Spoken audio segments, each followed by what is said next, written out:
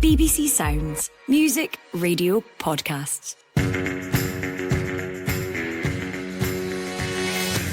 Hello and welcome to the Scottish Football Podcast, bringing you all the news, reaction and analysis you need today on Friday the 15th of December. I'm Lewis Irons, and coming up on the show... Roof, there is a goal!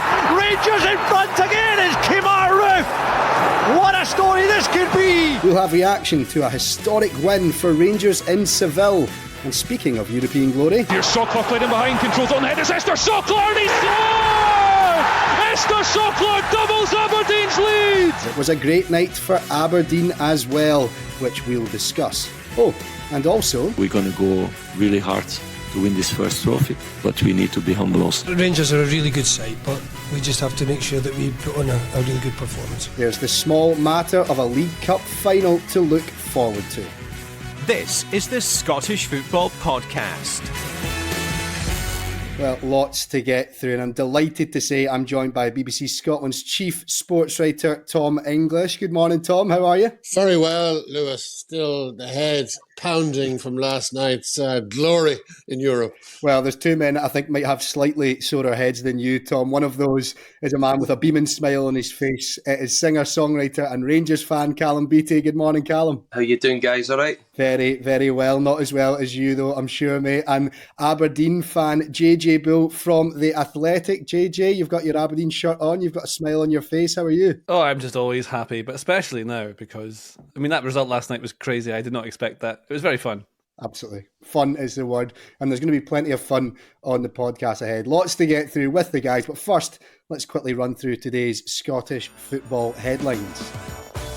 Rangers, of course, are into the last 16 of the Europa League as Group C winners after a stunning 3-2 win over Betis in Seville. It was their first ever victory over a Spanish team in Spain and ended the Betis unbeaten home record this season. It was a night of European glory for Aberdeen too, who ended their Conference League campaign with a 2-0 win over Eintracht Frankfurt at Pittodrie. Also in the Europa League, Ben Doak started again for Liverpool away to Union Saint-Gilloise, and Brighton midfielder Billy Gilmour produced a superb performance as Brighton won 1-0 over Marseille to top their group. And it would take an incredibly exceptional bid for Hearts to even consider selling Scotland forward Lawrence Shankland in January. That's according to the club's CEO, Andrew McKinlay, who was speaking at their AGM. Okay, now that's all of that stuff out of the way, guys. Let's start and kick off with last night's action. Tom, I'll come to you first. How do you summarise last night's events in Spain for Rangers? Well, I was thinking, where does this result place in Rangers' recent history of great results in Europe? And it's up to, you wouldn't say it's the best result because exceptional though it is, absolutely exceptional though it is. This is the team that's beaten Leipzig. A Leipzig team with Guardiola and Olmo and Nkunku and Szoboszlai in it.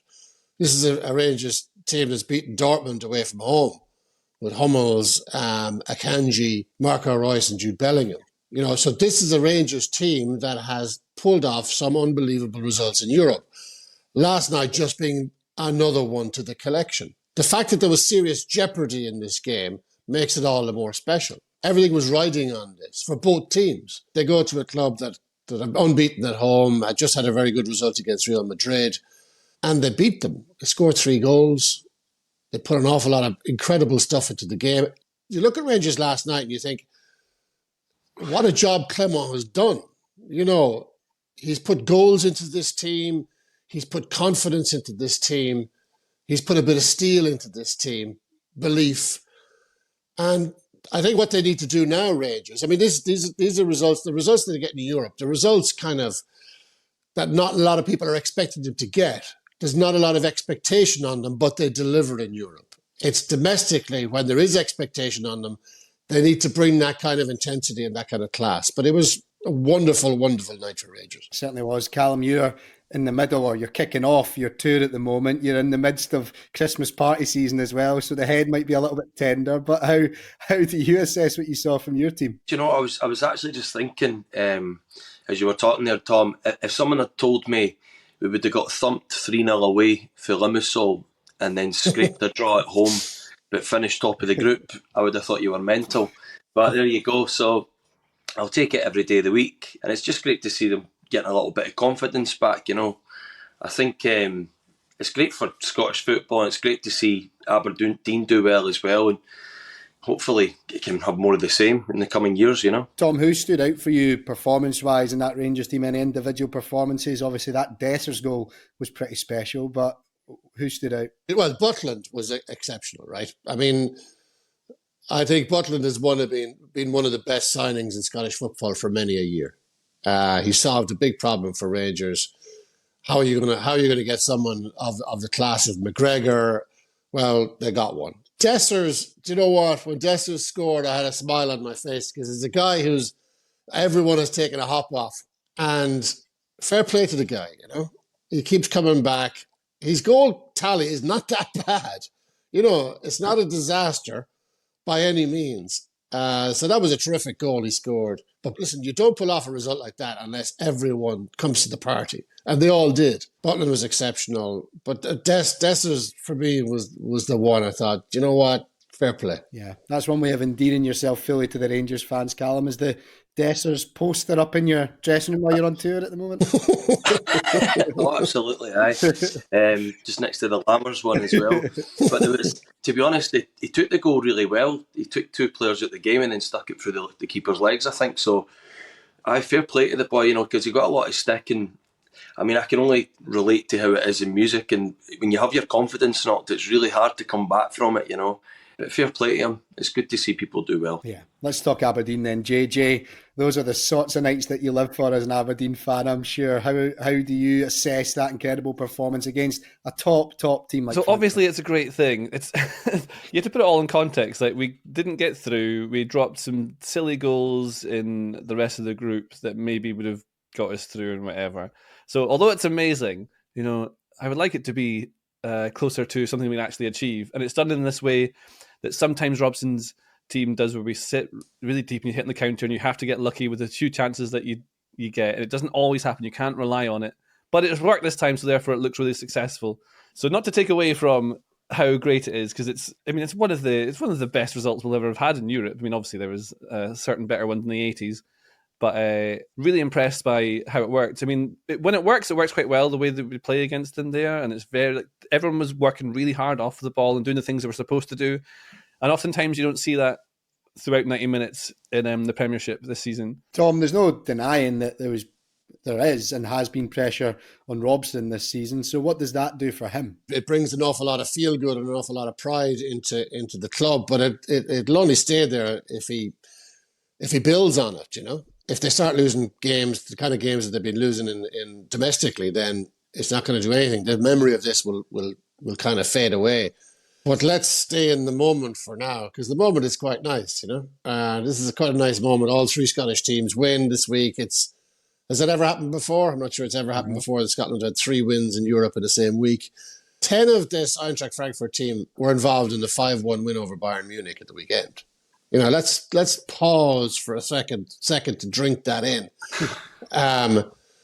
This is a hell of a result for Aberdeen. You have to, as JJ was saying, if you look at it in context, Aberdeen really should be in the next round. They should be in the knockouts. PAOK took 6 points off the weakest team in the group, HJK. So did Eintracht Frankfurt. Aberdeen took 2 points off. So if Aberdeen had done what PAOK and Eintracht Frankfurt had done against HJK, they'd be in the knockouts. So it's still a very good campaign. I know they're out, but it's for a team that's not used to playing in Europe, they've lost 2 games out of 6. And they should feel as if we should be through. If we'd done what we should have done against the weakest team, we'd be through. That said, they've rounded it off with a sensational victory. I mean, just clinical. I can imagine Pataudry was rocking. But Robson has to build on that. Now, he had a good result at the weekend domestically. He's had an incredible result last night. Needs to kick on now. Just not this week. That's his weekend.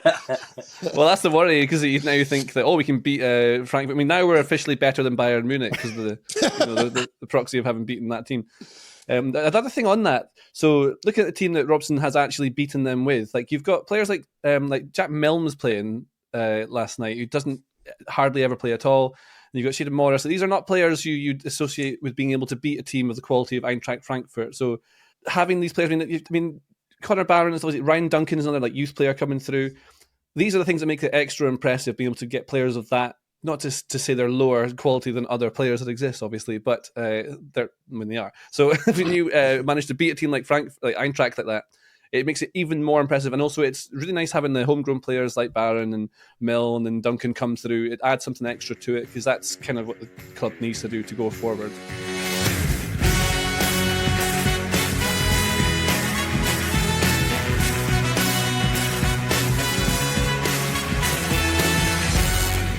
Well, it ultimately means that it's two teams going in with confidence to the big one on Sunday. Let's look to that now. This is why we're all here. It's the next one that matters the most to you two, I'm sure.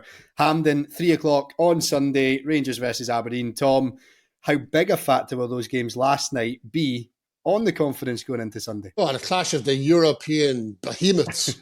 The giant killers. Listen, I think both of them, how could both of them not arrive at Hampden feeling incredibly good about themselves? The pressure is on Rangers. Everyone expects Rangers to win.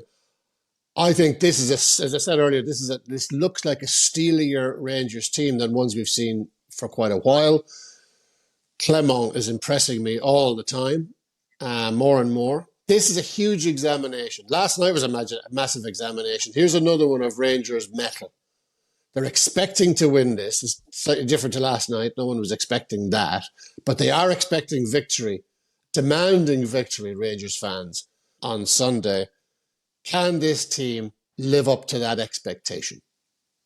If they can, then you think, right, okay, this is different. This is different. But Aberdeen are dangerous. On their day, we know they can beat Rangers. They're a dangerous side, and I think it has, fingers crossed, it's got potential to be a tremendous final. I'll leave that to you, Callum. Expectation from the fans, would you agree with that? I totally, man. These are the games where you need to stand up and be counted, I think, and show your qualities, But I'm well aware that Aberdeen play like Bayern Munich every time they play Rangers this season.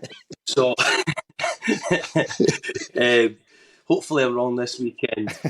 But it'll just come down to chances, man. It's just like anything. Aberdeen will have chances, Rangers will have chances. It's who sticks them away. And I have full confidence in Dessers.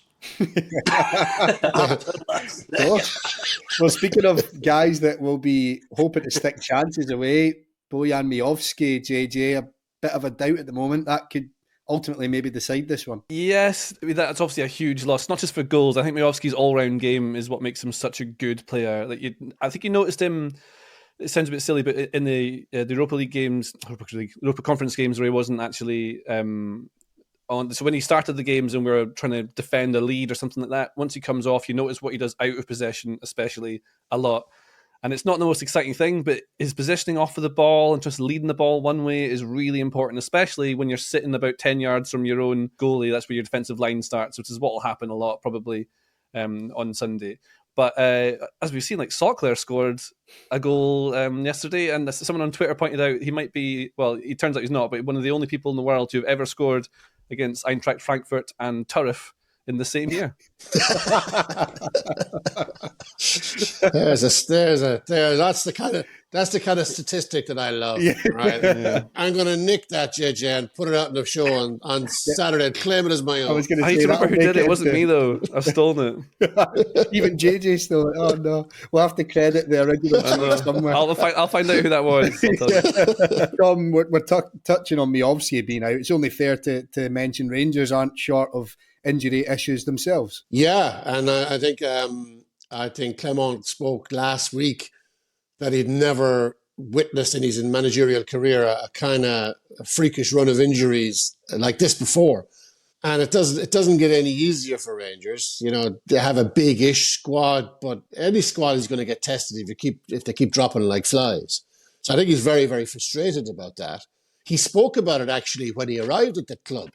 All of these injuries that Rangers accumulate. And I think he was kind of going, well, what's going on here? What's happening in the medical department? Is there anything that we can improve on? So, but it's still going on. So they do have challenges, but Desser's picking up.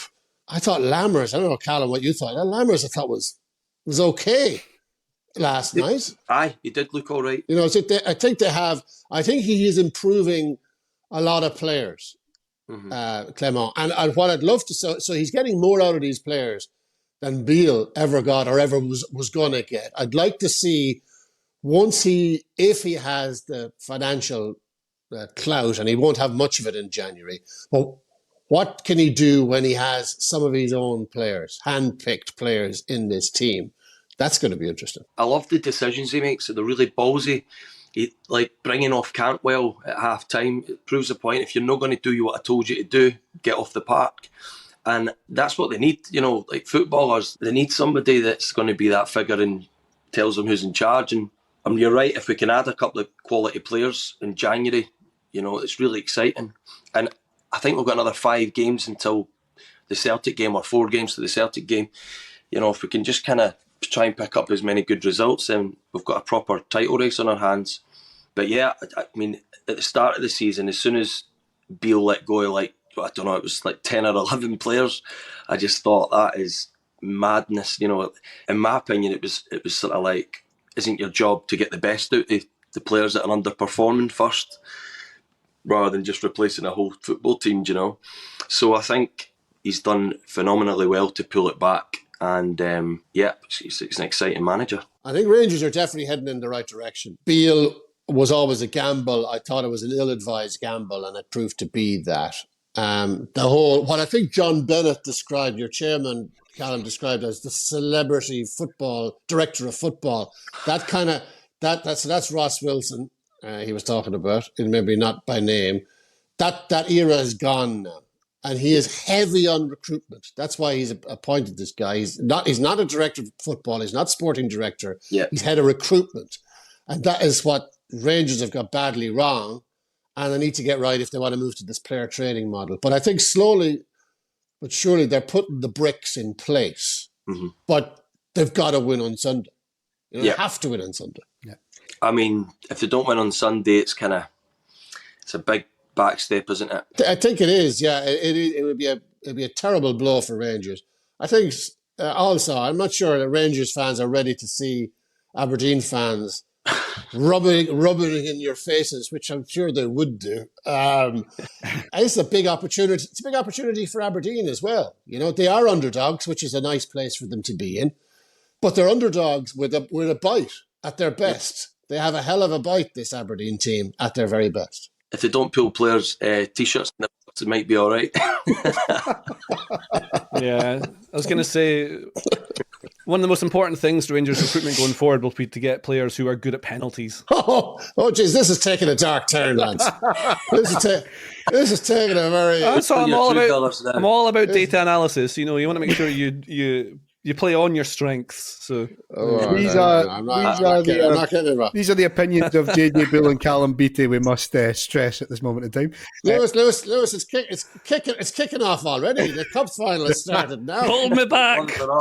Cup final fever is taking over. But JJ, it's very different points for the two managers, isn't it? It feels like Clement can do no wrong at the moment, whereas this one for Robson feels like it could ultimately decide what happens with his future and maybe long term. The thing is, right, Rangers should win. Like, Celtic and Rangers should win every single game in the top league. They should win every single game in the cups. If they don't, it's a failure for one of them, and only one can win each cup.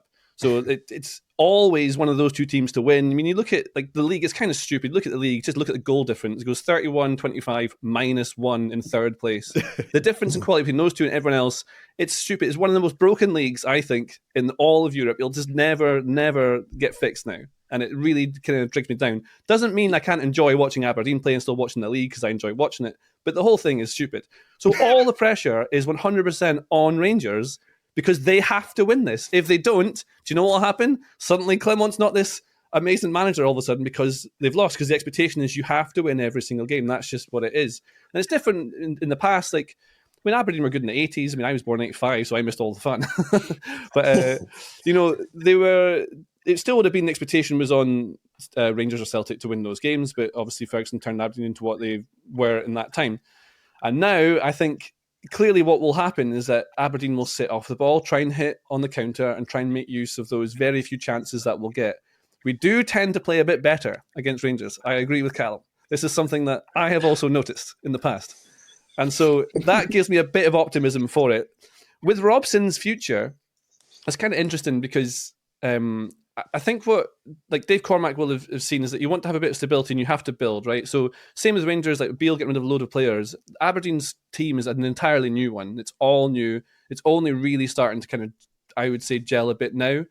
And the way that Robson wants to play, I think, is based on like looking at the league, like I said before, how kind of broken it is. How do you possibly break the duopoly? And I think what Robson's doing, because I know he's based a lot of his coaching time on how Diego Simeone managed Atletico Madrid, who of course did break the duopoly.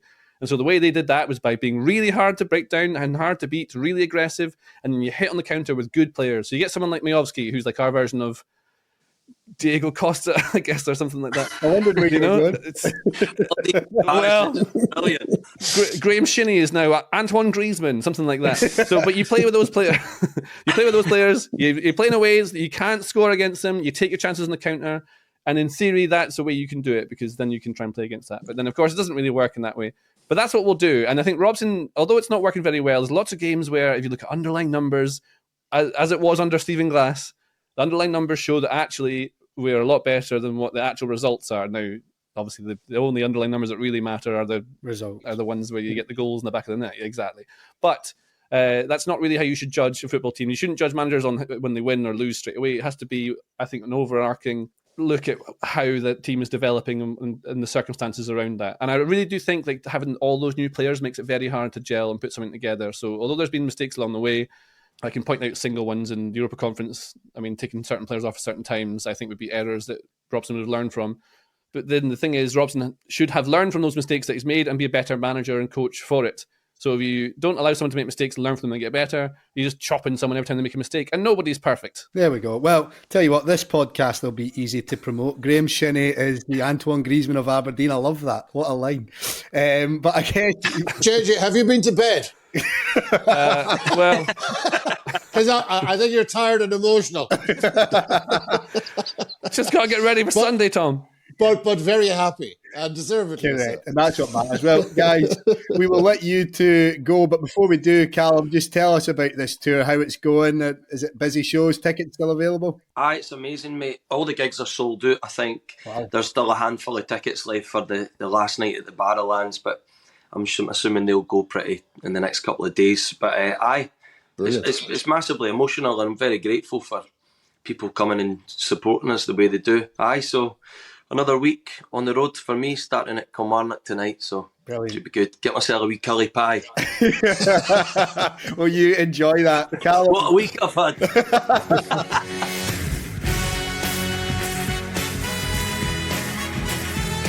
You're listening to the Scottish Football Podcast. Before we wrap up, there are, of course, 5 Premiership fixtures on Saturday. Leaders Celtic host Hearts, bottom club Livingston are at home to form team Kilmarnock, while Dundee travel to Ross County. We've got St Johnstone versus Hibs, and St Mirren take on Motherwell in Paisley. Some interesting games there, Tom. Should be a cracker at Celtic Park, you would imagine, as Hearts come to visit. Should be, yeah. Celtic feeling pretty good after their excellent win. Monkey off the back and all that in Europe.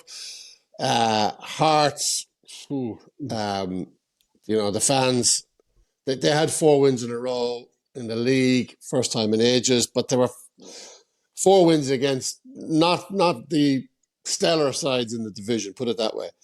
Now they've lost against Aberdeen. The fans are not happy. It's hard to put a percentage on what percentage of the fans are unhappy with Stephen Naismith, but it sounds like it's a growing number. The AGM was on Thursday. Andrew McKinley, the chief executive, talks about the performances and it says they're not all negative, which didn't sound a huge positive, to be quite honest. He also said in response to stuff about the manager that Stephen Naismith knows that it's a results-based business, which sounded a little bit up. Look, think about Hearts. Stephen Naismith, part of the appeal for when he was appointed for the board was that he think he committed to bringing in younger players and bringing in a more attacking style of football. Neither of those two things have happened. They've got 15 goals in 16 games in the league, which is a feeble number for a club like Hearts with a striker like Lawrence Shankland. So Hearts are going to have to get moving and get moving quickly. And they're going to Celtic Park, which is the toughest place to go in the country. So that will be an interesting one. Certainly will. From that end of the table then, let's look down the bottom where Livingston take on a Killie team who I mentioned have turned a bit of form around, haven't they? But Livingston desperately needing something to click into gear at some point very soon. They're on one of the worst runs ever in this league. Can't win, they can't score. And they can't stop conceding.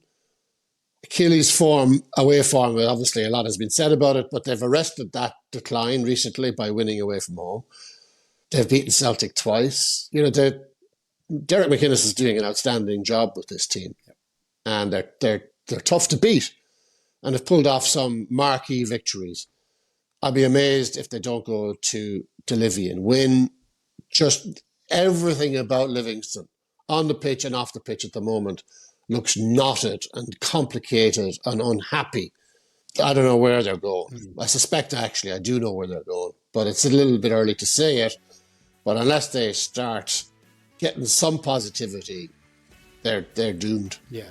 Well, Sportsound will have all the live action from Saturday's games on BBC Radio Scotland, and Sportscene, of course, will bring you the highlights at 7:30 tomorrow night on the BBC Scotland channel. And don't forget, on Sunday, Sportsound will have live coverage starting from 2 p.m. My thanks to Tom English, Callum Beattie and JJ Bull for joining me on the Scottish Football Podcast today, and thank you very much to you for listening. Just a quick reminder, the Behind the Goals podcast is available every Tuesday with me, Rachel Corsey, and me, Leanne Crichton. It's your one-stop shop for our take on everything that's happening in the world of football. Just head to BBC Sounds or wherever you get your podcasts and search for Behind the Goals.